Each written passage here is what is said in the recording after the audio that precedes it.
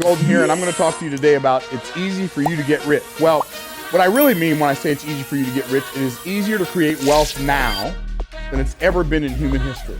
So your best chance to create wealth is right now. It's interesting, there's a verse in Luke chapter 16, verse number 8, it says, he commended the unjust steward because he said, the children of this world are wiser when in their own generation than the children of light. So I'm gonna help you become wiser in your own generation. When I say it's easier to create wealth right now than it's ever been in human history, I know that's hard for you to believe because it doesn't feel like it. And I know that for most people, when I say that, you wanna believe it's true. Yeah, I wanna believe that's true, but it doesn't feel like it's easier to create wealth now than it's ever been in human history. In fact, with the stock market going down and the war in the Ukraine, and they shut down the economy because of COVID, and the supply chain's all messed up, to a lot of people, it feels harder than it's ever been in human history. But I submit to you that it's easier now to create wealth than it's ever been in human history.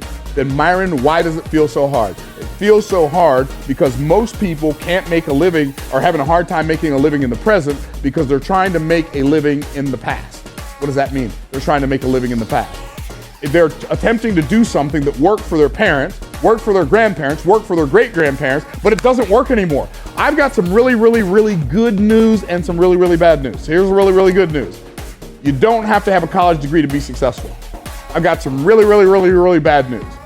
If you have a college degree, and there's nothing wrong with having a college degree, but most people who get a college degree, when they graduate, here's what they find. They find themselves beautifully prepared to make a living in a world that no longer exists. By the time you graduate from college, the stuff you learned in your first year is already obsolete. Why? Because technology changes everything so fast, most people can't keep up. So I tell people, look, here's how it works.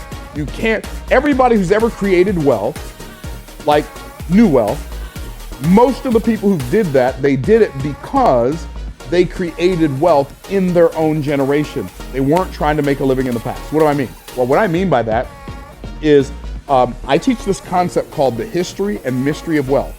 And the principle is this: you can't solve the mystery of wealth until you know the history of wealth. So when you uncover the history of wealth, that helps you solve the mystery of wealth. Because for most people, you gotta admit, wealth is a mystery. We don't want wealth to be a mystery for you, so what we're gonna do is we're gonna go back all the way to the Garden of Eden, and we're gonna come up to 2022, and we're gonna show you where the wealth was in each of those economic eras. Because the people who create new wealth will always do it better and faster if they do it in the economic era in which they live. So, from the beginning of time, that's the beginning of time, Adam and Eve in the Garden of Eden, to the mid-1700s, we'll call that 1750, the economic infrastructure of the world was based on agriculture, and the people who lived back then were in the agricultural age. And in the agricultural age, it had some very unique characteristics that are not really true in the world anymore. Characteristic number one, in the agricultural age, land equaled wealth. And the people who own the land own the wealth. If you were born into a family that owned land, you were born wealthy. If you were born into a family that didn't own land, you were born poor. In the agricultural age, if you were born rich, you lived rich your whole life, and unless some other wealthy country came and took over your country and then took all your land, you were rich your whole life. If you were born poor, there was no middle class, and you could expect to be poor your entire lives.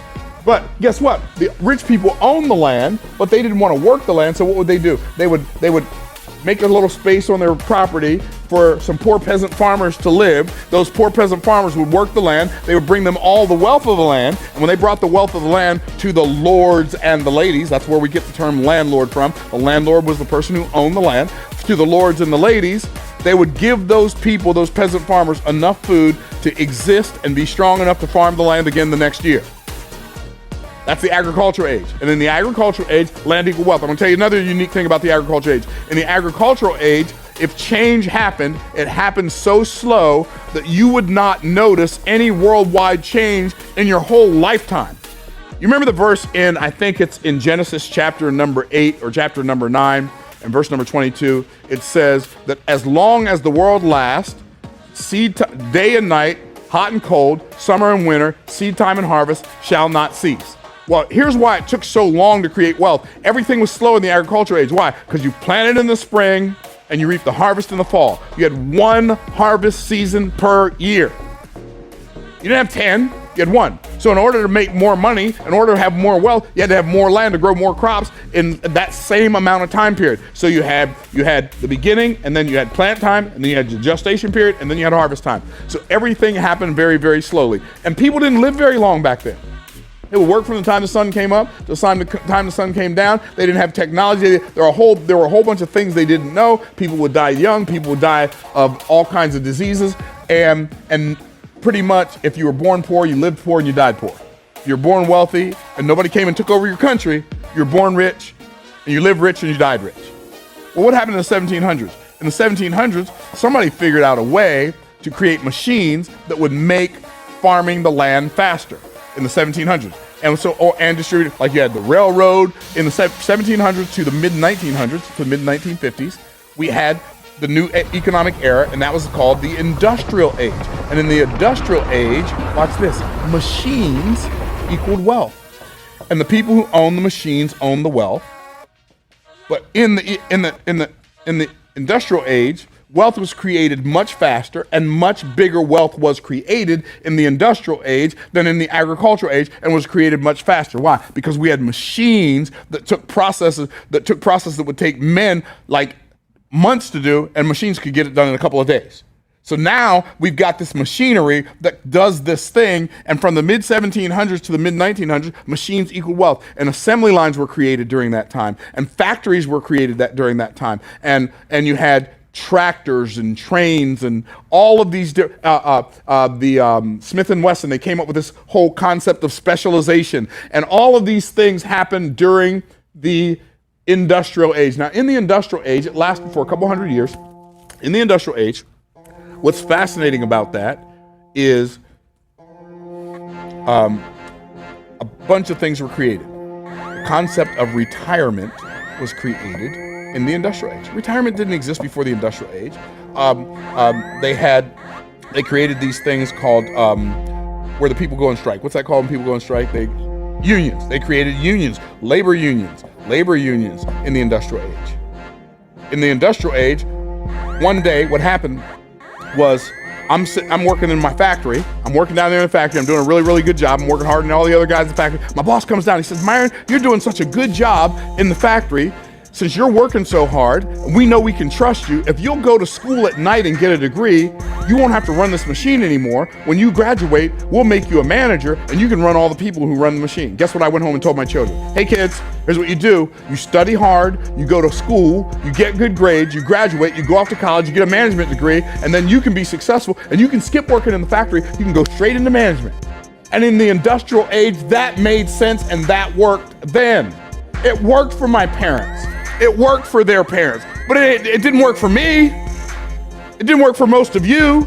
Most of the people, this is sad but true, and we all know people like this. Most people who get a college degree today cannot find a job in the field they got their degree in. And so what do a lot of them end up doing? They end up waiting on tables in high-end restaurants, because that's the only way they can make enough money to live and pay out their college loans. Can I get a witness? Where are my people? Where are my people? Y'all know I'm telling the truth, but why? Because they bought into an industrial age idea. I'm gonna tell you something else that was really big in the industrial age. This thing called permission. What do you mean permission? Do you realize if I wanted to be an author in the industrial age, my writing would have to be dubbed by a publisher who had the ability to print books. You're a good writer. And if they didn't think I was a good writer, I couldn't get my book printed. In the industrial age, if I thought I could sing, "I believe I can fly, I believe I can touch the sky." If I thought I could sing, and the record label didn't think I could sing, they would not give me permission to be a singer, and so now I can't be famous. Why? Because they own the machines to make the records. I'm getting chills right now. You know why? Because we grew up in a permission-based society where somebody else had to dub you as good enough. And unfortunately, we still believe that we need somebody else's approval in order to write a book, in order to sing a song, in order to make a movie. But the reality is, we don't need anybody to dub anything. All we need is to turn on a camera and do our thing and see if our brand, our singing, our acting, our book, our writing, our expertise can garner an audience, a group of fans who love the way I sound. And I've always said, hey, if Neil Diamond can make money as a singer, anybody can. Anyway, I'm proud of Neil Diamond. His voice, I just couldn't understand it. I couldn't understand, how did that dude with that voice get famous? That's all I was wondering. Anyway, and he did it during the industrial age when you had to get permission. He must have knew somebody who knew somebody who knew somebody's daddy who knew somebody's uncle, right? But in that age, you had to get permission from somebody who owned the machines in order for you to create wealth. And then if you were fortunate enough to be the Temptations, or to be the Jackson 5, or to be the Osmonds, or to be Earth, Wind, and Fire, or the Commodores, then in the permission-based society, you could be a singer. That was then, this is now. You don't need any of that stuff now. You know what trips me out? What trips me out is shows like American Idol. You're waiting on 4 people to vote on you? Everybody in the audience loves you, and Simon says, oh no, you sound terrible. Who cares what Simon, this ain't Simon Says, baby. They like me. You know what I'm gonna do? I'm gonna skip Simon and whoever. I don't even know who else is on the show. Maybe I got the wrong show. Maybe it's America's Got Talent. I don't even know because I don't watch that stuff. But it's fascinating to me that people are still going on these TV shows looking for somebody else to give them permission to win. Stop looking for somebody to give you permission to win and just go win. Those are all industrial age ideas. But guess what? After the industrial age, well, you know what, I'm gonna leave that there. The industrial age, the next economic era was from the 1950s to 1978, we went into the distribution age. Why? Because of the machines we were creating. The machines were creating so much stuff, we had to find a way to distribute all the stuff we were creating.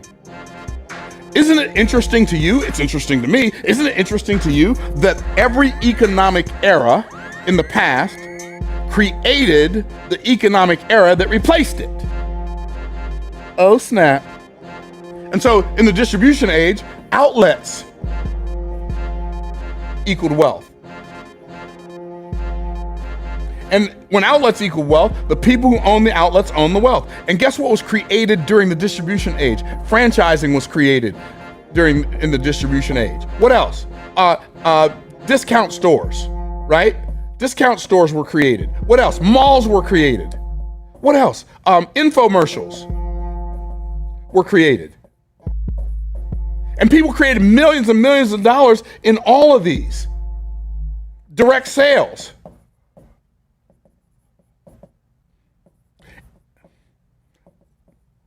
Direct sales, MLM, multi-level marketing, all of those things were created in the economic era. And if you were one of the people who saw a trend and you identified an economic era and you caught that wave early, that wave would take you farther than talent.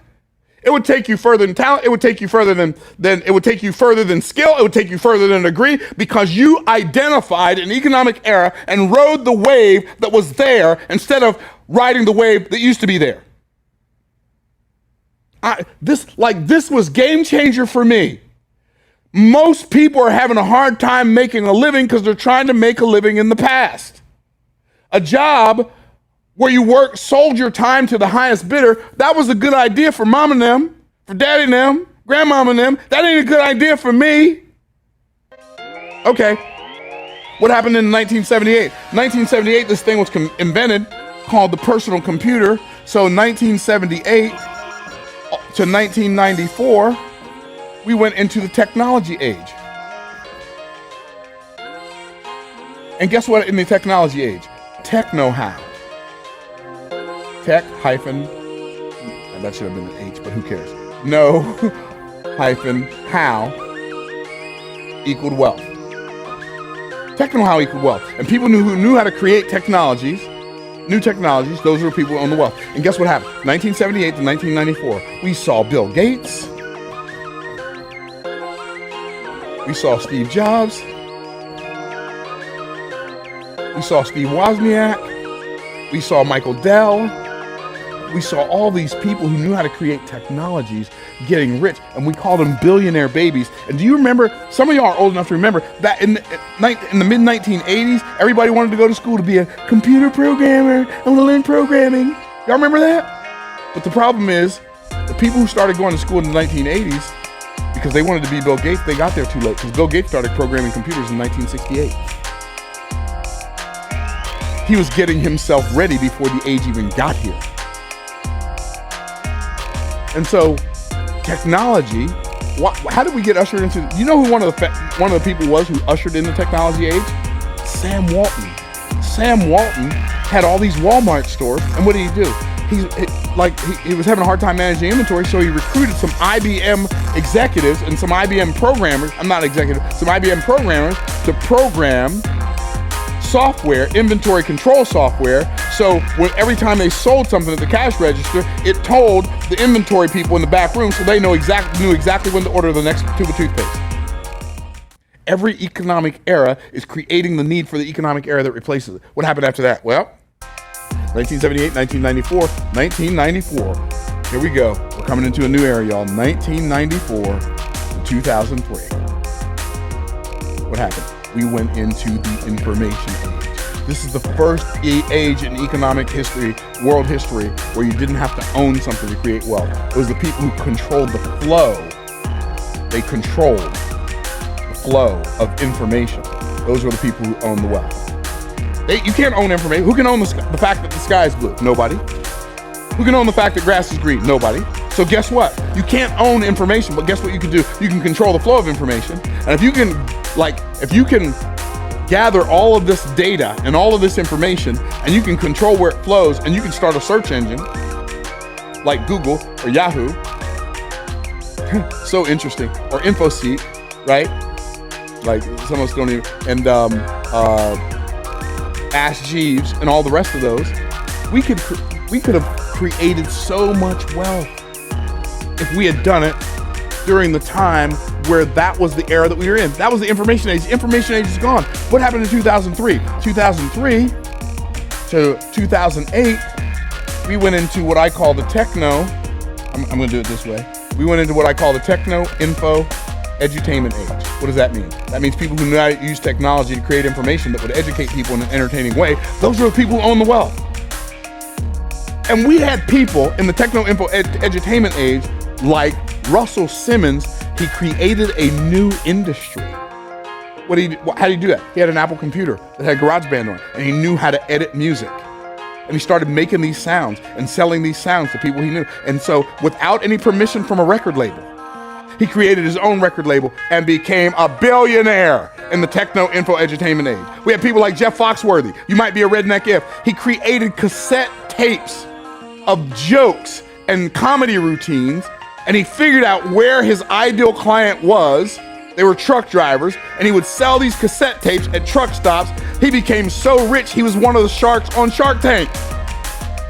The techno, info, edutainment age. You may have heard of this guy. He was homeless, but now he's a billionaire.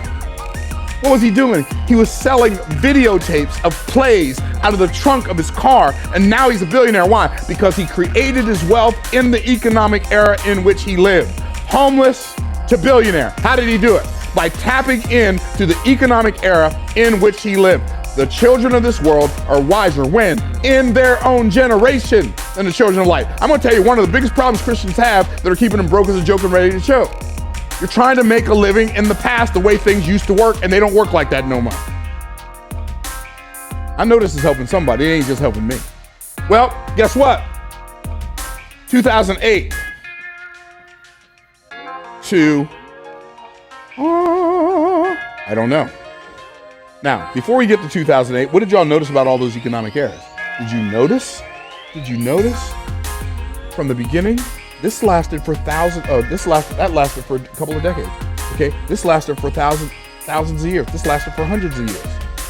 This lasted for a couple of decades. This lasted for 16 years. This lasted for 9 years. This lasted for 5 years.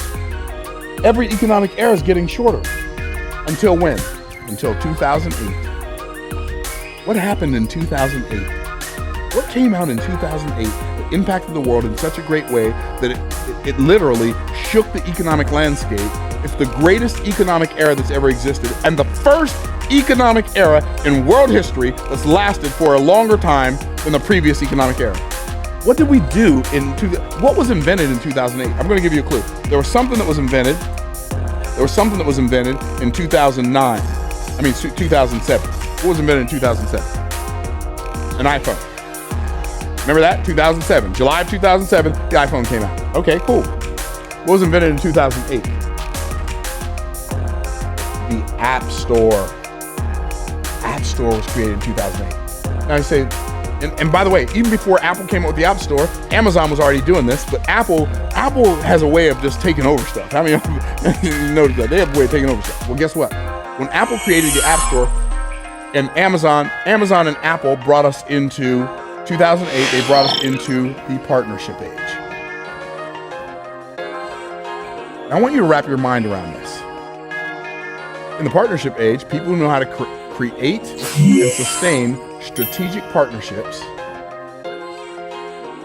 those are the people who own the wealth. Okay, what does that mean? Well, Amazon, and Apple were the first two to set up, and they said Amazon with its books first, and then its products, Apple with its apps, its books, and music, says if you will go out and if you'll create products or apps to put on our store, or write books and put them on our shelves, books and ebooks, and if you'll create apps and put them in our app store, and magazines and books, we will sell your product to our audience. We will give you 70% and we will keep 30%. This is the first time in world history. Hear me now. This is the first time in world history where a multi-billion, well now multi-trillion dollar corporation said to average people, we don't want you to just come and get a job with us anymore. They're telling you, and just watch what they do. Don't listen to watch what they do. Come and partner with us. You create products to put on our shelves. We will market your products to our customers, and we'll pay you most of the money. I am telling you, strategic partnerships are the golden, I was going to say the Golden Gate Bridge, but I've never been on the Golden Gate Bridge, so I don't even know if that's a good illustration. So, are the golden ticket. Strategic partnerships are the golden ticket. They are the master key that can open up doors for you that you can't open up by yourself. There's somebody who's good at what you're bad at, and there's somebody who's bad at what you're good at, and when you partner together, y'all become amazing. There's somebody who has an offer, and you have an audience. When y'all come together, it's amazing. There's somebody who has an audience, and you have an offer, and when y'all come together, it's amazing. We are in the partnership age. You deserve, whether it be through affiliate marketing. I'm just a regular dude, right? So I know this guy. He's built since 2014, he's built $100 million software company. He had another software program that he created, and he wasn't really doing anything with it. So I said, hey, why don't you sell me that, white label to me, something, whatever. He said, I'll tell you what I'll do. You pay these developers that I have, you pay them $75,000, and you can own 35%, I'll own 35%, the developers will own 10% a piece, and together we will build this empire. Let's go. Why? Because partnerships, strategic partnerships, are where the wealth of the present and the future are. And what you've got to learn how to do is you've got to learn how to partner people who have what you need, people to have. So it's easier to create wealth now than it's ever been in human history, as long as you're willing to make money in the economic era that exists instead of trying to make a living in the past.